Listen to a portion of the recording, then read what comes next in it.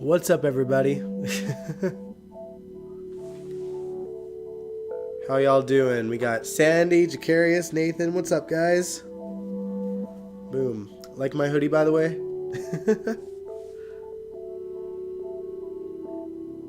It is from a gay boutique in Montreal called Mr. Bear.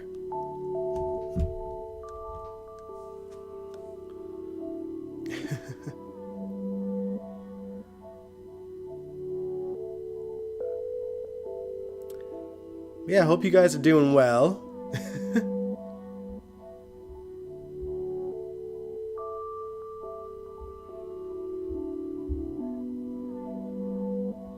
Do you guys have a good weekend?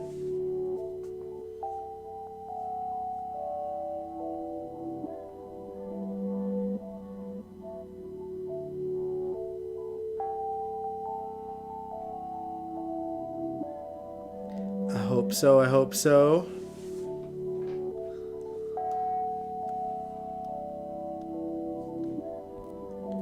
I am a little under the weather again. It's just allergies again because it was windy again.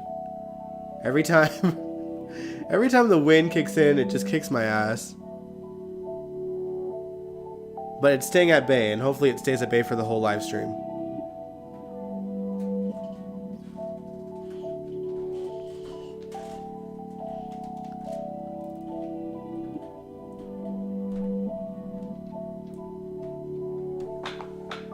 But yeah, guys, countdown is on. Emma Sams is either returning next week or the week after. I mean, this week or the week after. Hard to say with the preemptions.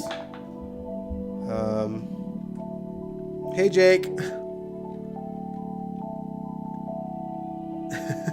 As expected from an introvert, absolutely nothing. There is nothing wrong with being an introvert, okay? Also, all I did was work, so I didn't, I didn't go out. I did go out on Thursday to see some local show, but the weekend itself, I worked the Saturday, and then as soon as I was done, I just kind of crashed really hard, you guys. I think the lack of sleep from my trip caught up with me on Saturday night. Nothing wrong with that, though.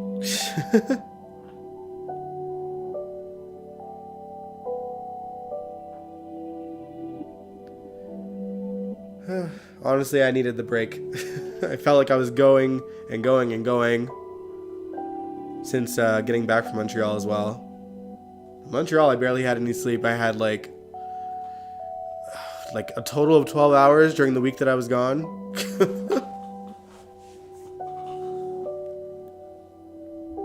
But I'm still alive and kicking, so it's all good. Hey, Edmund.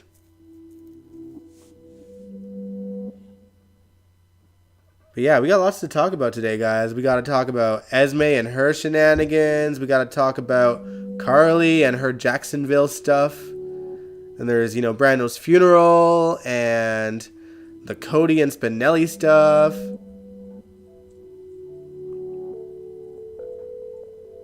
You've been to Montreal? Yeah, it really is beautiful, isn't it, Edmund? I cannot wait to move there. But yeah, we're also talking about Victor today, all of his shenanigans, and we'll even touch base on Emma Sams, just because I feel like we should, in terms of what her return may be like and what her health is doing and stuff. But we'll kind of save that kind of towards the end, because I think Victor is going to be the last thing we talk about, and I feel like Victor's story is going to tie into Holly's in some way. But yeah, let me know if you guys are ready to get into it, because I sure am.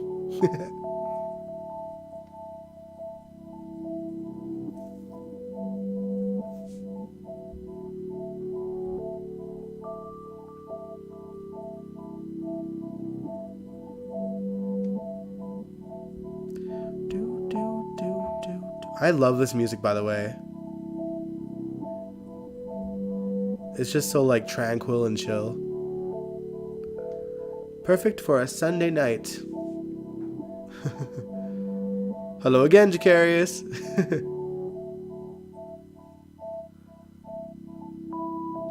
Hope y'all are doing well.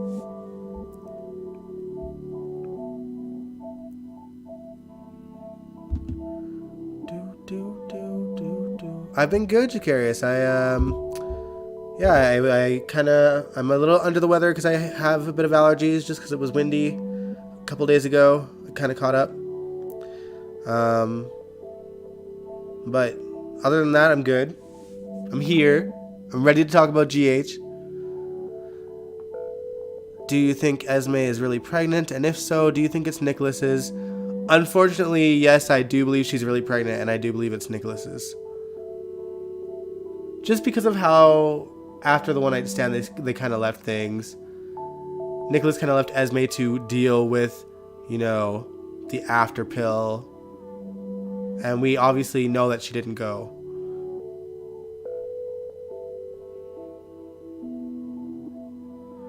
Nathan, you said I think we're going to get Holly's return Thursday instead of Wednesday since GH was preempted this week. Yeah, that's a possibility. There's also a possibility it might be Friday just because there was a preemption last week as well. Although GH may have considered that one because that was a planned one in advance. So we'll see.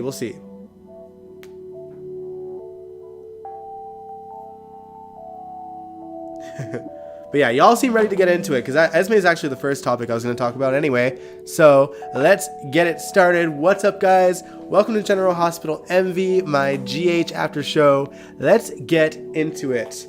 After revealing her plans to her daddy, Esme decides to return to Windermere, seemingly to try and get her hands on some Castine cash. Of course, Victor, Nicholas, and Ava were all there. Victor to make sure that Nick gets the ball rolling on his divorce to Ava. Ava because she felt compelled to let him know in person that there's been another victim in the serial killing spree with Oz Haggerty, the man who told the court that Esme paid him for the burner phone. And Nicholas was there, well, because he lives there.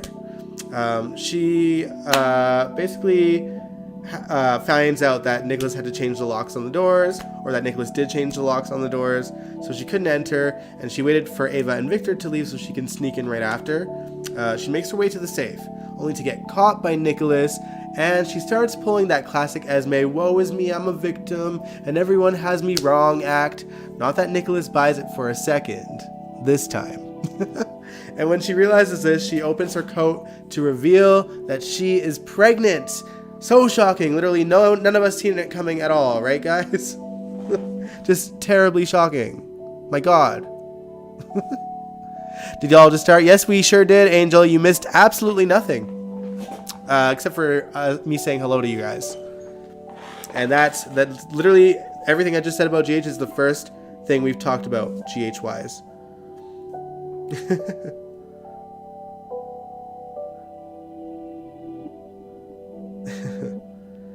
But yeah, come on. We all seen this coming, right? With Esme being pregnant. We called that the second they had a one-night stand. And the second that they implied that, they may have not had protected sex. Glad you made it, Angel. But yeah, obviously, she tries to use her pregnancy as a way to keep Nicholas from calling the cops and demands he helps her. So Nicholas complies, but not in the way that you would think. He puts her up in this hidden storage room with no Wi-Fi access, just a dusty room with old books. And then Nicholas leaves the room and then he locks her in while she screamed bloody murder. And of course, no one's going to hear her because it's like in an abandoned wing of Windermere. And, Alfred's probably gone deaf anyway. I mean, who knows? He could be dead too. It's been almost 20 years since we've seen him. Okay, not quite. Maybe 15.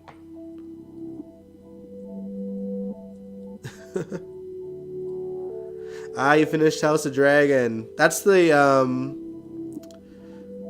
spin-off of that other show, right? I didn't watch. I can't even think of the name. That's how, Game of Thrones, right? I didn't watch a single episode of that show, by the way. Edmund, you said, I'm glad Nicholas finally used his brain.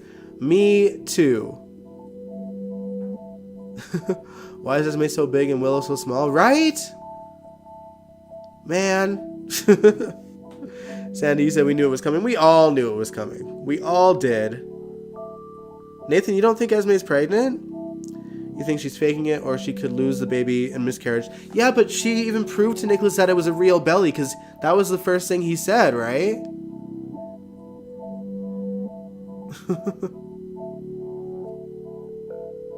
This Esme thing is a mess, he said, Jake. Child, we saw it coming. Yeah, we all did.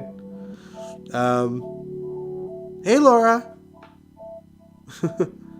I mean, you said watching her scream and panic tickled me. Yeah, it was pretty funny. Esme really thought that she would just be able to play Nicholas again. She really thought that.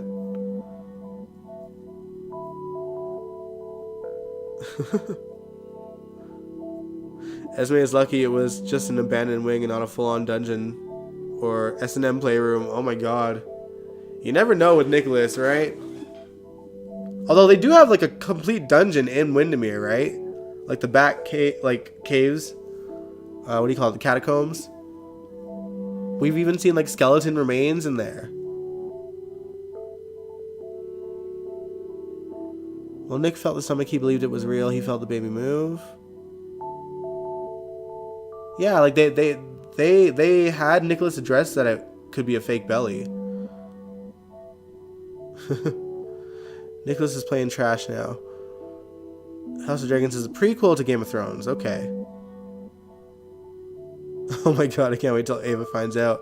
I feel like Nicholas is gonna hide Esme even from Ava. Like, I hope that he doesn't. But I'm thinking he will. Seeing as Victor kind of has him by the balls. Ava deserves her karma. Esme thinks she can outsmart everyone. She thinks. But she doesn't nearly give everyone enough credit. Jocelyn had her pegged from the start. It's all good, Jacarius. You can always watch later. The live stream will be up on the page. Good to see you, though. But yeah, anyway, obviously she's trying to use her pregnancy as a way to keep Nicholas from calling the cops. And, he outsmarted her. Now, the thing is, with Oz Haggerty being murdered, that has so many people scratching their heads. Like, Nicholas thinks that she could be behind all the Hook killing. And it's so funny because, like, Curtis and Jordan couldn't even piece that together, but, like, Portia steps in, and she says all the victims have ties to Trina. Ava sees Trina as a daughter. Diane was her lawyer. Oz's testimony is the one that sets Trina free. And they ask, what about Brando? And, of course, they point out that Jocelyn was in the vicinity when Brando was killed, so she could have been the intended target. If someone dies while she is locked up, then it clears Esme. Yeah, that's the thing. Like, even though, like, all signs are pointing to Esme, I'm not really convinced that it's her. Like, they're making it really obvious that it's her. But at the same time, like, the fact that, like, most, like, all the PCPD and then most of Port Charles until a couple days ago all thought that Sunny was the connecting thing. And so it's like, and Portia just kind of connected the dots on that, and same with Nicholas, that they all have ties to Trina. But yeah, honestly, I think I really don't, I'm not convinced that Esme is the killer, despite it, the victims all kind of having ties. Ava loves Trina like a daughter, and Diane was her lawyer. Jocelyn hates Esme, and Oz Haggerty is obviously the one that got Trina free because he admitted that he sold the burner phone to Esme. Sorry, I'm just going through my notes to make sure I got everything here. But yeah, so obviously, me and who was it again?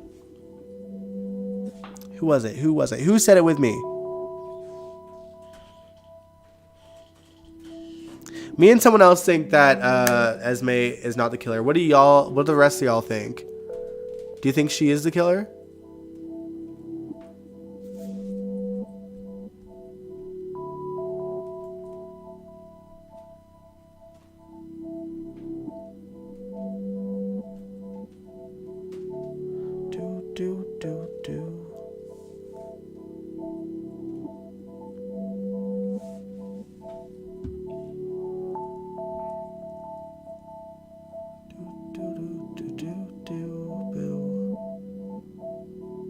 But yeah, let me know what you guys think. It never ceases to amaze me that the townspeople of Port Charles are smarter than the police department.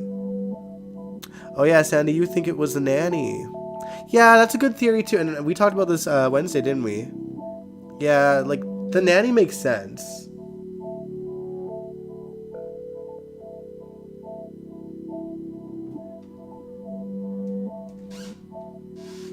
Oh, the actress signed a 3-year contract. Good lord. Yeah, if not Esme, her nanny. Yeah, I forgot that we all kind of agreed that, like, the nanny is a really good guess. And I also think that the nanny is probably her mother. Because I really don't think Felicia's her mom. Definitely don't think Trina is killing people. Yeah, that's a theory too because of the schizophrenia thing. But yeah, I don't believe that either. Yeah, it's looking more like the nanny. Yeah, clearly the nanny cares about Esme. So she's probably been keeping tabs on her this whole time. She probably knows that Esme likely framed Trina. And we still don't know what was in that letter, right? Like we heard her read a lot of that letter, but obviously there was more that we didn't see because she was trying so desperately to keep that letter away from Ava, right? Before she went over the parapet. Remember Liz and her blackouts? Yeah, but I just don't think that she's doing, you know, she's killing these people with a hook. Plus, I think that she was, or she had an alibi for the other killings anyway. Like, I think she was at the hospital when Diane got stabbed, right? Or no, when Brando got stabbed.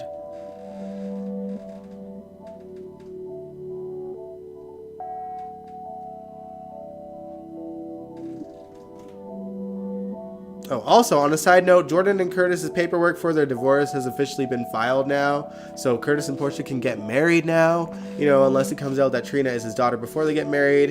And I'm calling it now. It's going to happen at the altar. Guarantee. Guarantee. Yeah, we didn't really get Liz this week, did we? Unless it was just that obscure that I forgot. But yeah, they are moving this Elizabeth story at like a really slow pace. It's hard to, I don't know. It's hard to be interested in it. I think the frustrating thing about Elizabeth's story is that we've all been waiting for Jeff Weber to make an appearance for years now, and they always make it seem like he's just about there, and then they just throw a wrench in it every time. It's so ridiculous. If it's the nanny gives me Jason Voorhees' mother vibes. I mean, honestly, maybe.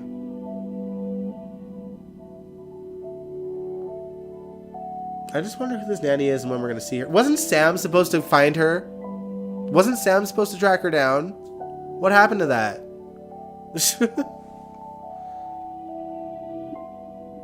We didn't get an episode because of the hearings. Yeah, it's true, but I forget what the previews for what would have been Friday's episode was.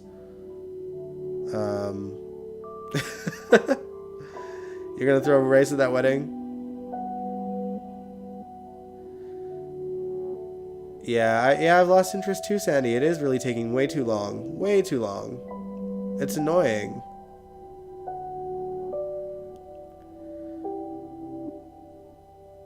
Yeah, Sam's been slacking off. Yeah, like, she seemed all gung-ho to help out Spencer and everything, and then nothing happened.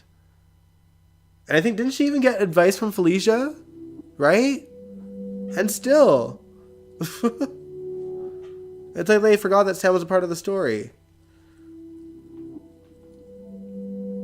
But anyway, let's move on to Carly, because we might as well. We'll fly to Jacksonville to check in on Carly. Sam and Felicia are supposed to find out Esme's background. Yeah, right? Frustrating. Spinelli's app is supposed to tell all. Yeah, we'll get into that soon, too. Oh, man. But yeah, As for Carly, she's been fighting like hell to try and make sure her adoptive mother's grave doesn't get removed in favor of a road. And Peyton, Reese's mom, has been making it hell for Carly every step of the way. I mean, when Carly and Drew did a news story with ABC, because they hired a real ABC reporter to do the role, where she plays herself, I think, right?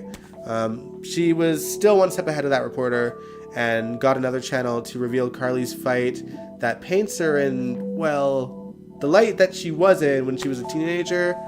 So Carly decides that she'll appear in front of the guild to plead her case and to show them that, yes, those things happen, but it doesn't make my plight any less important, and talks about the heart of Jacksonville and how a lot of the people who have loved ones buried in the cemetery were unaware that this was in the works until someone showed up at their door with an offering of money. They were all blindsided by the guild's motion to, get rid of that cemetery to make a road to the beach. I love whenever Peyton calls Carly Caroline. I miss when Luke called her Caroline. And I love that. I don't know if it was this week or the last week that there was that throwaway line that maybe it was a couple weeks ago, but Carly was like, only one person is allowed to call me Caroline and you're not him. Just like a callback to Luke. It was cool. I miss Luke.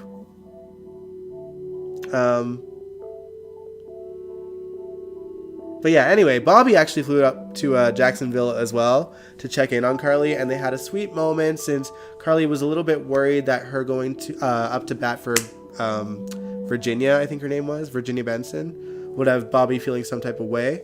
But Bobby is glad she's doing this and felt like her dying was like a way of passing the baton to her, which is like, I don't know, a bit of a interesting sort of comparison.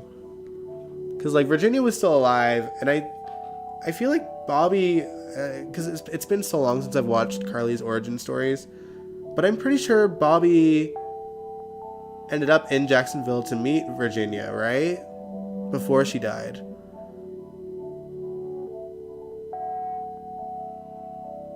And I think Luke found her too, before they realized that Carly was Caroline. You were hoping for that confrontation too? Yeah, like why bring Bobby to Jacksonville if you weren't going to have those two meet? Mind you, I think Bobby was just like checking into her hotel, right? She could come back down to the restaurant. Obviously, they're going to have a conversation tomorrow, Carly and Peyton. So we could still see Bobby versus Peyton as well. And I hope she slaps her new one.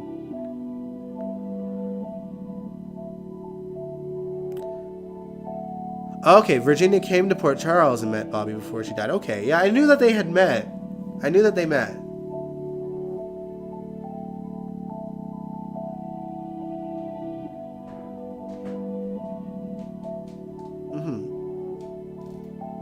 Oh, by the way, guys, question, because we didn't really talk about it on Wednesday because I kind of half-assed my way through that live stream, to be honest, because I hadn't written my notes or anything. But if Carly decides to change her last name, which she talked about in the previous week, what would y'all want her last name to be? Because she kind of went through all the names that she's had. Carly Benson, Carly Roberts, Caroline Benson, Carly Roberts, Carly Quartermain, Carly Jacks, Carly Corinthos. She can't use her past married names, and she went by Carly Roberts as an alias. Do you think she'll become like Carly Benson? Carly Spencer, you think, Angel, hey? Yeah, that'd be cool. Like, it does feel pretty Spencer-less on the show. Like, Laura isn't a Spencer anymore. Edmund, you vote for Spencer too. Yeah, I think it's a great idea. Carly Spencer, yeah. All in favor of Carly Spencer. But yeah, I'm down for that because we really don't have any Spencers left. Laura doesn't use that name. None of her kids are on the screen anymore. And Bobby's barely on. So we need some Spencers up in this. Carly Eckert, it's hard to say. Carly Eckert. It doesn't. No. It doesn't have a good ring to it, in my opinion. Carly is a Spencer. That's her family. Yeah, it's true. Yeah, and I feel like Carly Spencer sounds a lot nicer than, any of the other ones. Even like Carly Benson. Morgan would just be too weird. Yeah, I agree. We need a Spencer. We sure do. We sure do.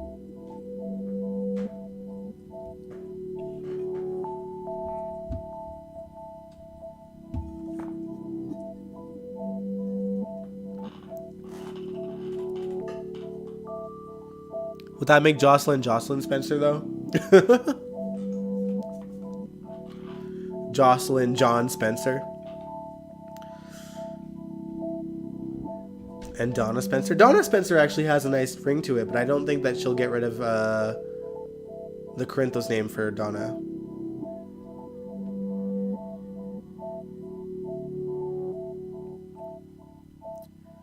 But yeah, needless to say, she does not want to be Carly Corinthos anymore. And speaking of Corinthos, we might as well get into a bit of Sunny. Really, we'll get into Brando's funeral and like the things that followed after that. We didn't see the actual funeral. We seen the reception that happened at the Metro Court Garden restaurant thing, and they all had beer in his honor. Sasha's doing her best to stay strong. Gladys too, although she seems to have one foot out of Port Charles, and surprisingly, Sunny told her to fight and stay and to be there for Sasha. Don't get me wrong, I love Gladys's growth. But it's just, I find it funny that like the people that used to try to push her out the door are now the ones telling her to stick around. But like they should, because Sasha does need everyone that she can get at this point. Because this girl, like, I don't know how she's not in a mental institution already. I mean, obviously she was saying no. But like, girl, the drugs, losing Liam, losing Brando. Like, I don't even know. I'd want to be running for the hills as well.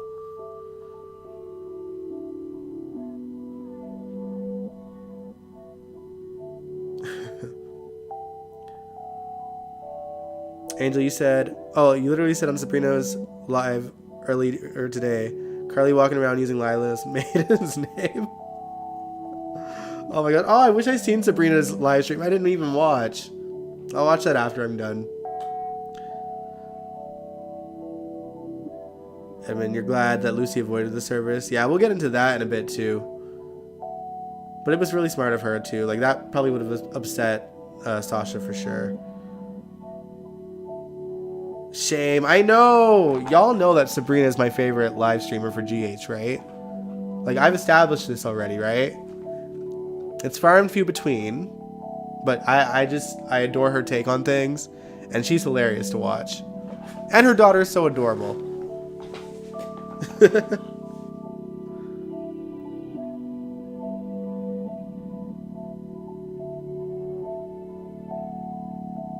Hey, Albert.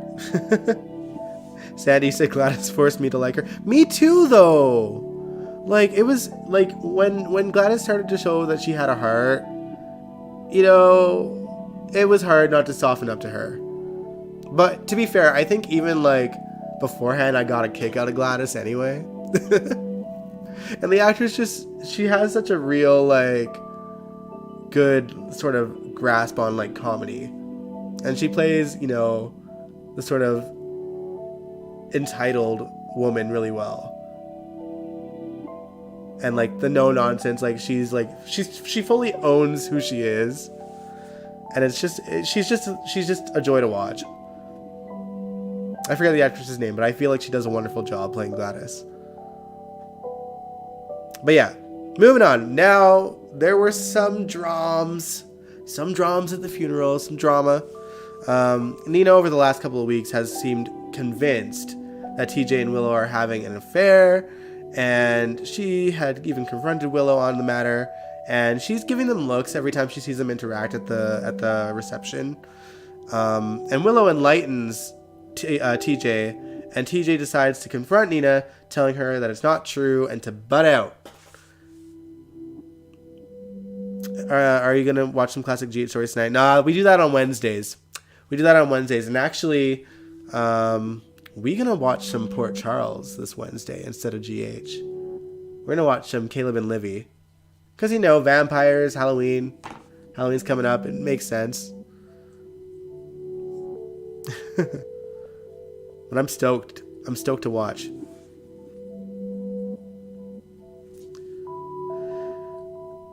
Nosy Nina's back at it, spying on Willow and TJ. Right?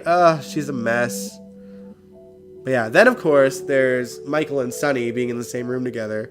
Gladys had told Sunny that he shouldn't let his relationship with Michael go, but I'm sure the whole finding Dex in a freezer thing is kind of a hard pill for him to swallow, even though Dex is his pawn to take Sunny down in the first place. Let's see. Sorry, I'm just going through my notes here. Funny enough, Michael told Dante about what Sunny did, and Dante went straight to Dex's place to confront him about it. And of course, Dex denied all of it and said that the person that said these things is a clear liar. And then, you know, meanwhile, at that point, Sunny is trying to plead his case with Michael and appears to almost get through to him a little bit because, you know, his emotional sort of response at reminiscing that Jason's gone, Brando's gone, and Mike's gone, and he choked up when he mentioned Mike. Hey, James. Yeah, I was just about to talk about those scenes. We love you, James. Hearts. But yeah, like, Maurice was amazing in those scenes. JLJ is in the chat. The legend, the man himself, James Lott Jr. Love you, man. But yeah, Maurice killed it during those scenes, and Sunny almost seems to get through to Michael, right? But then in walks Nina again, and like, his face, Michael's face just goes from like, you know, shoot, to like, damn it. And then to top it off, Dante comes in and rips Michael a new one for lying about Dex being in the freezer and everything.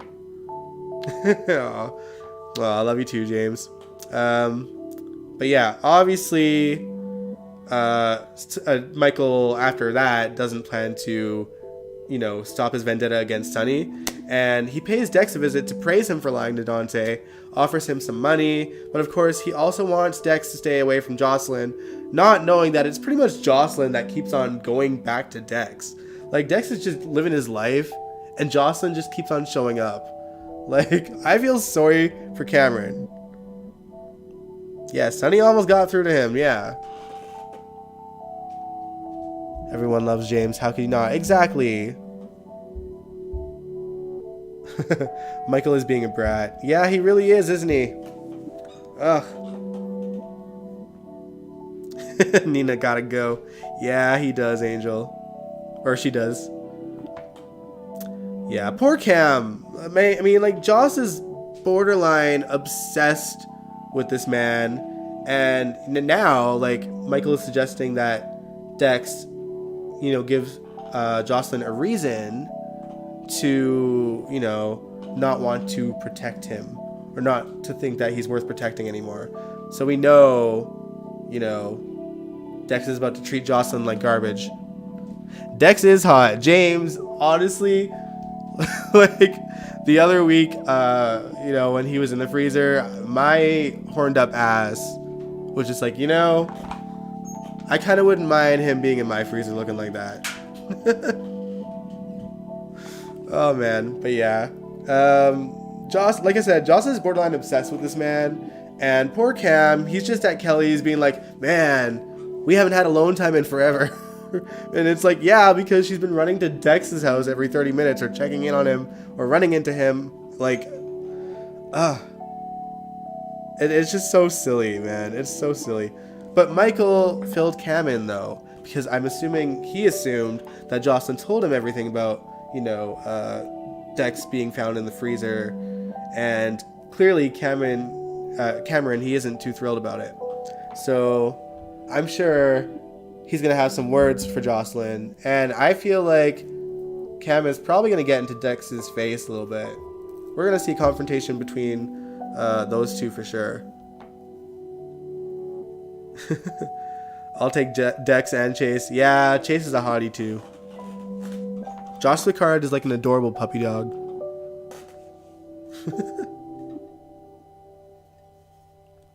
Yes, let us gaze ogle, okay? I know y'all ladies think they're hot too.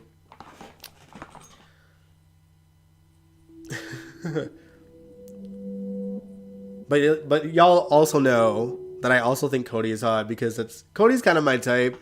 He's like a rugged, like, you know, rugged manly man, but with like a funny personality. I don't know how you feel about Cody James, but that's how I feel. Dex is getting all Joss time. Yeah, right?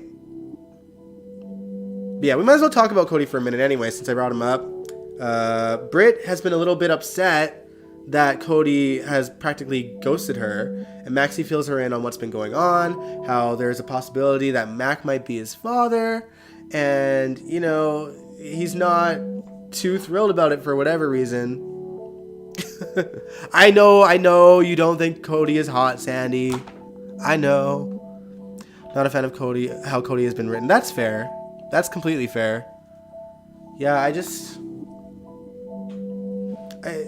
the problem is GH has an issue with, like, they either don't tell enough about the backstory and they just stretch it out for too long to the point where we're not interested, or, you know, they just, I don't know, they like word vomit it and then, you know, they have him on screen all the time.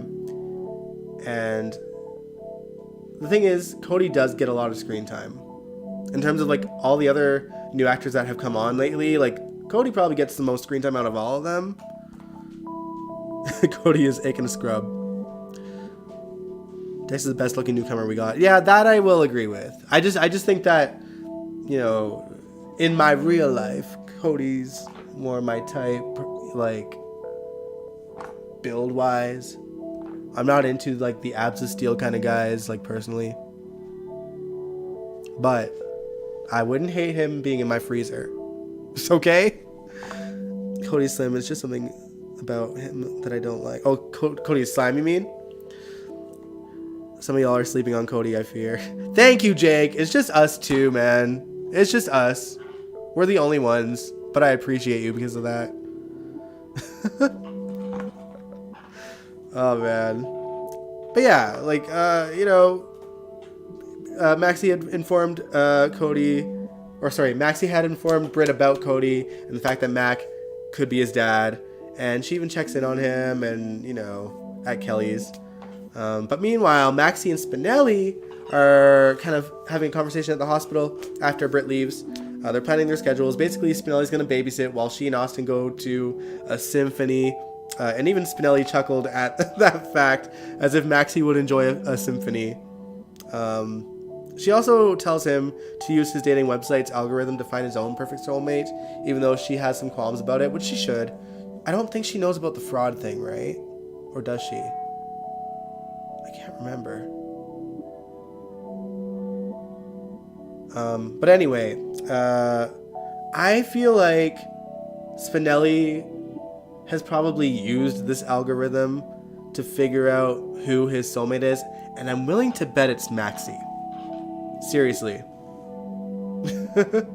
And that's why he's being so, like, weird about it with Maxie.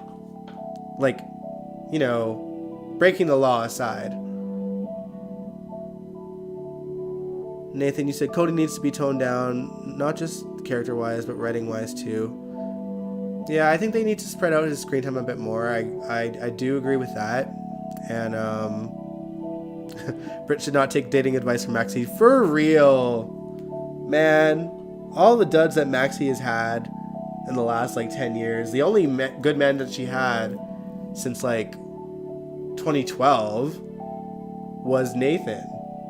And then you look at all the other ones, Levi Dunkelman, Peter August, and now Austin, who's sketchy as hell. We don't know the whole story there, but, you know, something's off. Although I think the writers are realizing that Austin is not a success.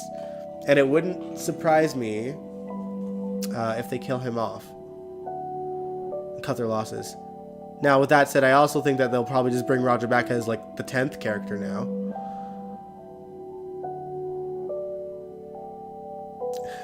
Sandy, you says it has to be Maxie. Maxie and Spinelli belong together. Yeah, my Spixie loving heart, you guys. I adored Spinelli and Maxie in 2009, especially. Like, those two, I think even the writers were surprised at, like, how well those two worked together. You know? And it gave Maxie, like, a lot of growth as a character, too, because she went from, like, being a bad rebel, sort of troublesome girl to, like, a girl with a heart.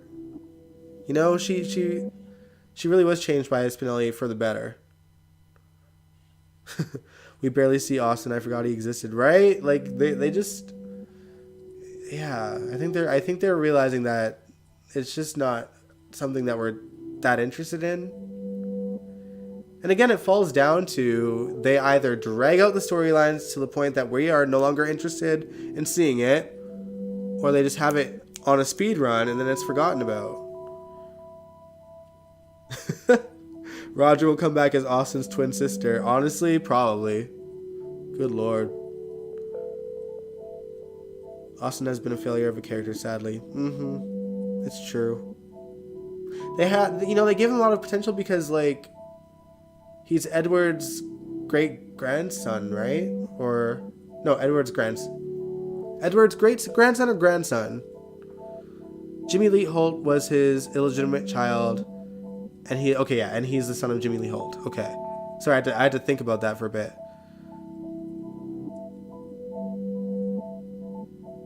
I said it before, if Roger's contract is up, he should leave GH and go to primetime. It's not that easy, though. You know? For soap stars to get into primetime. Like, when you think about it, how many of soap stars from GH have gotten into primetime successfully? In the last, 10, 15 years. I know Vanessa kind of did her thing. Vanessa and Marcel for a while. And obviously Vanessa Antoine, who played Jordan, got Digstown in Canada. But that show's actually coming to an end soon, by the way.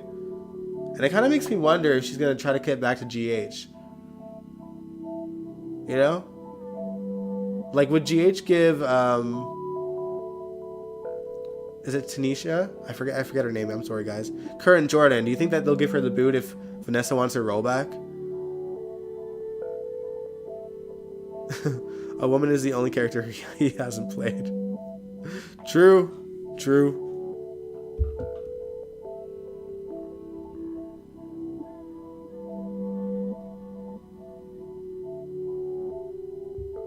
Yeah. Oh, but anyway, we'll get back on track for a moment. Just because I had a bit more to say about Spinelli, at least. Spinelli also had told Sam about Cody blackmailing him to get him with Britt, and Sam put Cody on notice. I love that she's so fiercely protective of Spinelli still, because that's a friendship that I feel like we don't see nearly enough. You know, Sam and Spinelli have known each other for nearly 2 decades now. So, you know, it's nice to see that she's still so protective of him. But basically, yeah, she confronts Cody, and, you know, she says that, you know, if you harm him, you're a dead man, basically. And he points out to her that he realized that she didn't tell Dante, because he had just seen Dante. Dante was at Kelly's earlier, and, you know, obviously he was unaware that Spinelli was blackmailed by Cody. But also, he points out it's because if he tells Dante that Cody was blackmailing Spinelli, she'd have to inform him of what he's blackmailing Spinelli with, which then Dante would have to act, you know, as a cop instead of her boyfriend. Angel, you said they just need to write better for the character, have him do something interesting, get him more involved in the LQ. Yeah, that's the thing. Like, they hit the ground running with him, you know, being connected to the Quartermains, and, like, he hasn't really seen them since. Like, yeah, he was at the picnic, but he didn't interact with any of them.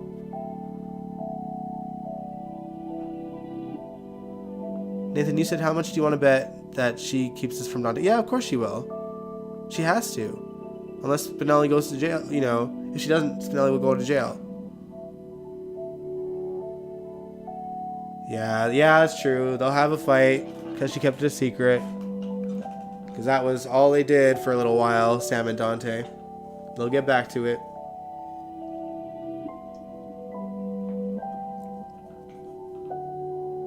It's funny, we haven't even seen like Dante in Sam's house since he moved in on the first day.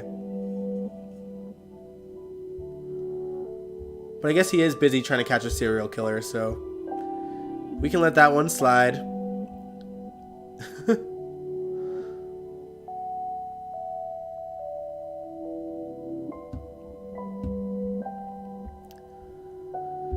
But yeah, you know, like I said, Spinelli, I do think that Spinelli and Maxie are soulmates, and that's probably what the algorithm told him, and that's why he's been so awkward.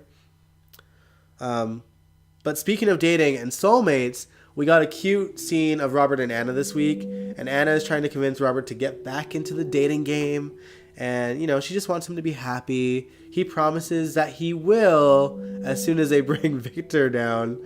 And something tells me, though, that he'll reunite with his soulmate before that happens, since Holly is just around the corner. And since we are talking about Holly, I kind of want to touch base on this a little bit, because, you know, obviously we're all thrilled that Holly is coming back. And I think we kind of seen her coming back as a sign that her long COVID must be subsiding. But Emma Samms recently did an interview explaining that she really isn't better at all from her long COVID, and that Frank has just been very accommodating for her. He gave up his parking spot so that she wouldn't have to walk far to get into the building. He's not pushing her too hard in scenes. She can't have too many lines because her voice gets groggy the longer she speaks. So I am honestly, like, legitimately worried for Emma's well-being, and even her sister voiced her concern too. Yeah, you can't wait to see Holly and Robert either. Yeah,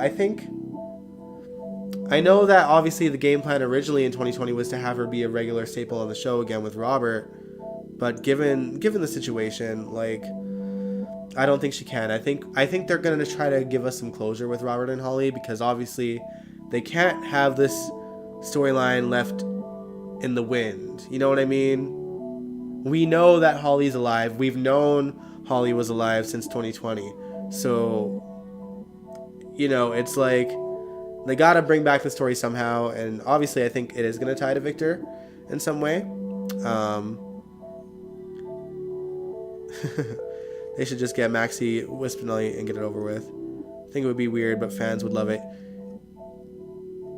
Yeah, long haul COVID isn't something easy to get over. It's true. Yeah, I have 2 friends. 3 actually. 3 friends that are dealing with long COVID. 2 of them have had it for over 2 years now. And oh, good night, Sandy. And one of them, a year and a half-ish, 19 months.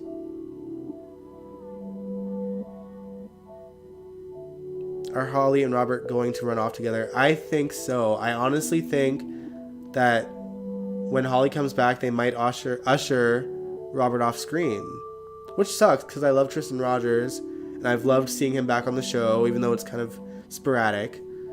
But, you know, like, obviously Emma can't be on the show for very long. She doesn't live in LA. She lives, you know, in England. And, you know, I'm sure traveling was not easy for her, and kind of having that,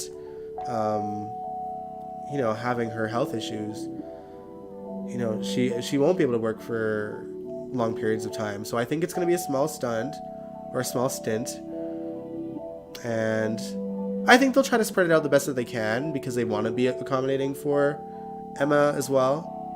But yeah, I just, I'm worried. I love Emma Samms, and it sucks that she has long COVID, you know?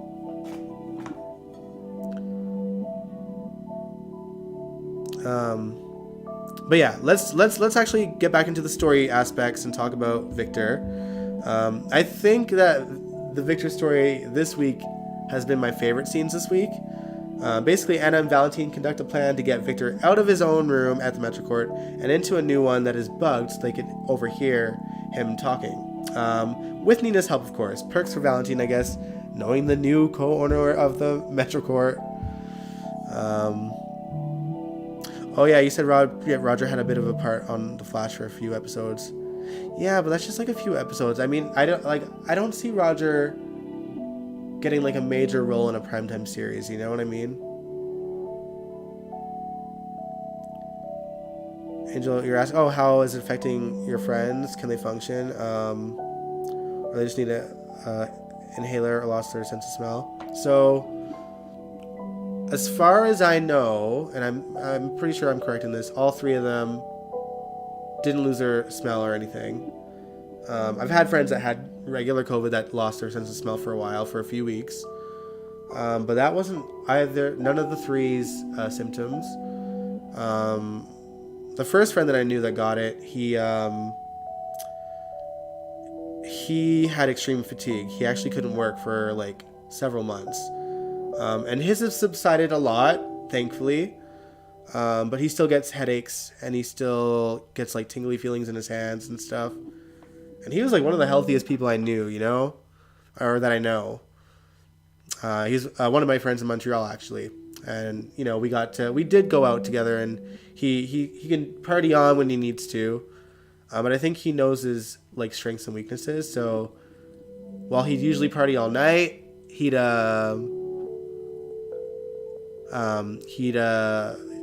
leave if he needed to. And, you know, when he says he's tired, he'll go. My other friend that's had it for 19 months still gets extreme fatigue, but he's also got some other health issues as well. So, you know, that kind of coincides with it. And then my third friend, I think she's doing okay. She's a pretty laid-back individual girl. She doesn't party or anything. So, and now she's pregnant, actually. So, yeah, she's resting as much as she needs to. So it's kind of weird to like, I can't really tell, you know, because I think fatigue is also part of pregnancy. I haven't checked in with her since she's been pregnant, actually, so I should soon. Is calling all captains big in Edmonton? Oh yeah, man, captains, they're doing their thing. We love captains in Edmonton, and you know, they're all my homies, and they're you know, they're getting TikTok famous too a little bit, which is funny. It's weird to watch. It's weird to be like privy to like their regular lives and then also see that they're like blowing up in different ways. Yeah, like they're a band with a record deal. They go on tours across America and Canada, so they are doing their thing, and Edmonton loves them. You know, they play pretty big music festivals in Edmonton, but they've also played things like Warped Tour in their day too. So, you know, that's no small festival there in terms of, you know, music festivals in general. Even though it's long gone, I'd love for Warped Tour to come back, and I can see them there again.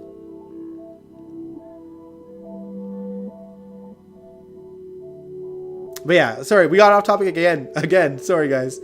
So yeah, like I said, Nina helped Valentine and Anna by getting him out of one room and putting him into another room that is bugged by them. And Lucy was a big help as well, crying on Victor's shoulder and getting him to warm up to her even more. Meanwhile, Robert was getting heat from Eileen and potentially using the citizens' tax money to investigate Luke's death. As you guys might remember, she is Laura's deputy mayor, who happens to be under the thumb of Victor. And Eileen called Victor to let him know that he and Anna are clearly still looking into Luke's death, and that she's doing everything she can to try and prevent them from looking further. And even though Anna and Valentine couldn't hear the end of the call, or the other end of the call, Lucy was smart enough to pick up the phone in the other room and listen in on the conversation, and she even relayed the information to Anna and Valentine later. Unfortunately, Victor discovered that she was listening on the other end because there was a lipstick stain the size of Canada on the damn phone. Like, what was she doing, making out with the back of the phone? It was so stupid.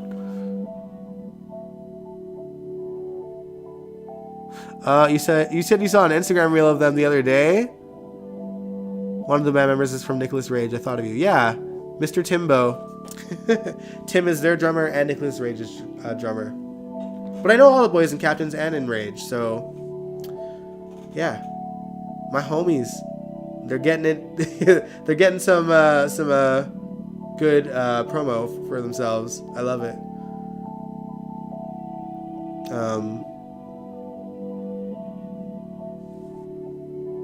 But yeah, suffice to say, since Victor realizes that Lucy was listening in on the conversation, he wants to see if she was just, being nosy and inquisitive, or if she's relaying this information to anyone else. So basically, he gives her diamonds, a gift. And it's a bugged necklace, obviously, just in time for Martin to come home and see that Victor is wooing her unapologetically.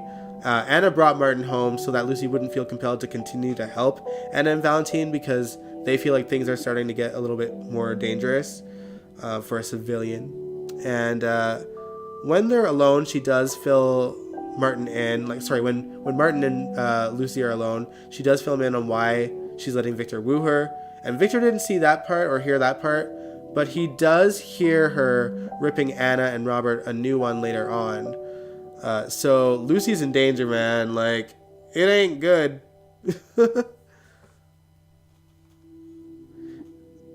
Oh, Angel. It's like we are all connected in this great big circle of life.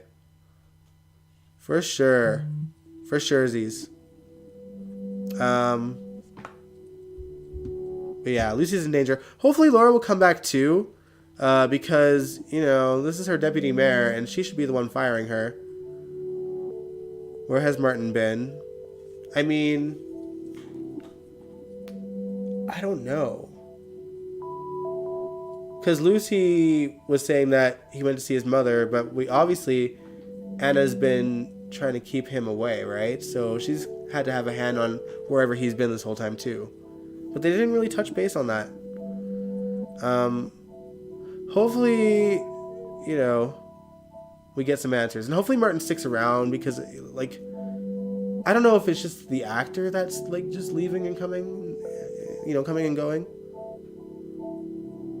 Ew, we're getting bots on the chat, guys. Ugh. But anyway, yeah. I want Martin utilized more, because I think he's a great character. He's fun to watch. And I love him and Laura playing off of each other, so I hope Laura comes back too. We have spam now. We've been streaming too long, y'all. We were doing so well. How long have we been live streaming now? Almost the whole year, right?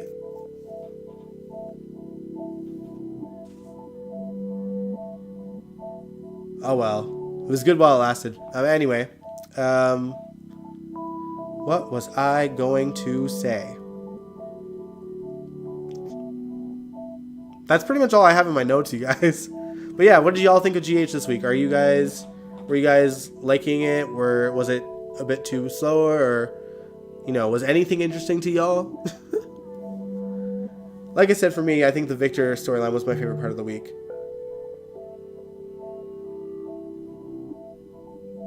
Shouldn't be Jeannie coming back from her vacation? Yeah, soon. But I'm trying to, or I'm assuming that her vacations are usually the same time of year every year. And from what I remember, it was almost Christmas when Jeannie came back last year. But also, I think that largely had to do, with COVID too, right? Because she took some time off because of that. Sorry guys, I keep getting messages.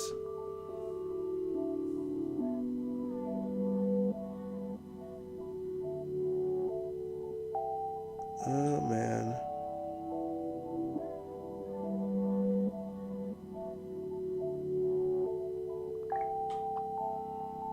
Sorry guys, that was a personal matter. But yeah, it's oh, what are we doing Wednesday? Angel, what we are doing Wednesday is we are gonna watch Caleb and Livy scenes, and I need y'all who know Caleb and Livy better than I do to suggest the scenes that we watch on Wednesday. So after I wrap up the live stream, I think I'll make a poll, or not a poll. I'll make a post on the community page, and you guys can comment under there scenes suggestions for Caleb and Livy. So yeah, that's what we're doing Wednesday.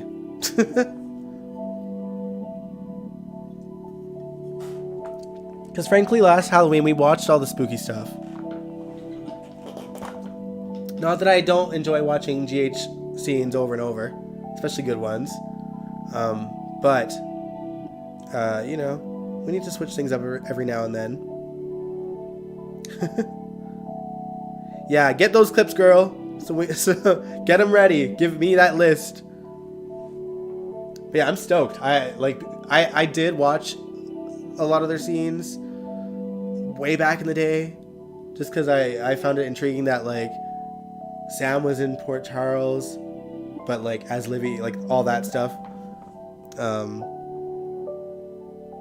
And no one commented on Livy and Sam looking alike until the 50th anniversary.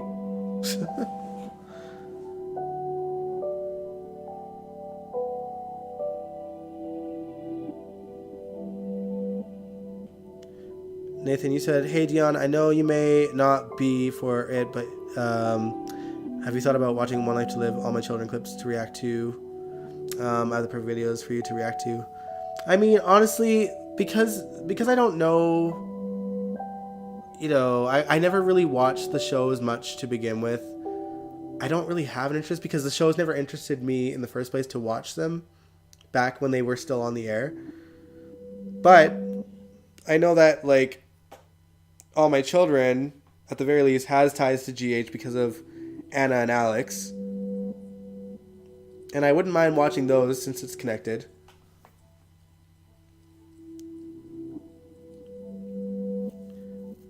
TG, you said you really wish GH could get a decent budget. Oh, damn straight. All the soaps, honestly, deserve a much bigger budget. Although I think Bold has a decent one anyway, because they have a good following in, is it Spain? They have a good following somewhere, and that's why they're able to go on location shoots over there. But yeah, I miss me a good old adventure storyline. Yeah, we are getting some kind of location shoot soon, at a beach, likely with Carly and Drew. But yeah, I'd love like a full-on adventure storyline.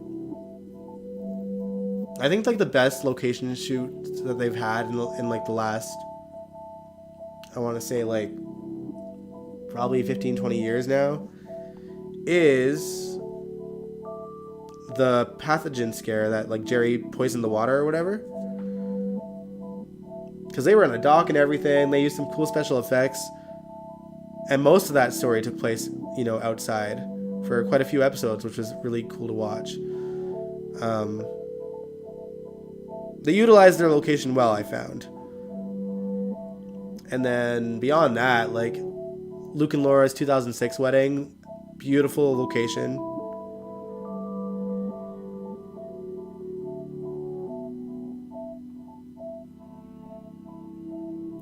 Oh, it's funny how Victor knew diamonds are Lucy's weakness. Years ago, she got kidnapped by Olivia because she had the Jerome diamonds from when Victor Jerome fell for her. Oh, man. I think I saw that clip, too. Or those clips from that story. Because I vaguely remember what you're saying. There was a lot of good stuff on like YouTube for classic GH back in the day. There's a lot less now. They must be coming down hard on some of the classic GHers as well.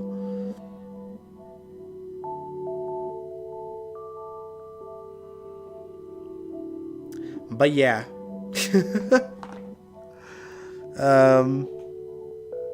Yeah, I miss location shoots on GH. And we need some, and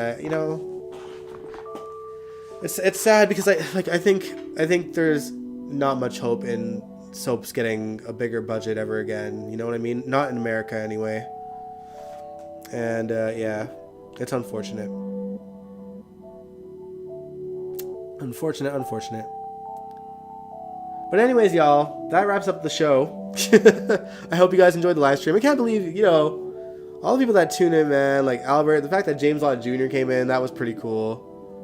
We are friends and everything. We've talked, off stream and on stream. And he's invited me to his show in the past as well. But yeah, I just, I'm grateful. We got a cool kind of viewership here. But yeah, thank you guys so much for tuning in. I hope you enjoyed the live stream. Again, stay tuned this Wednesday when we will be watching Caleb and Livy scenes that Angel will provide for us when I make that community post after this live stream. And then I'll watch Sabrina's live stream from earlier. I think she's gaming now too, right?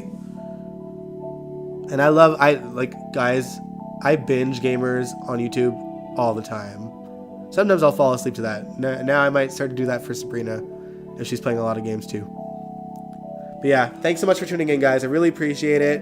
If you liked this live stream, give it a big old thumbs up. Subscribe if you want to, and I'll catch you guys next time. Oh, hold on. I'll read this what you're saying too. Without Esme, there is always a hole in the show. She shakes things up. I'm enjoying her return. But yeah, good night, all. I'll catch you guys Wednesday. I'll see you soon. Peace out.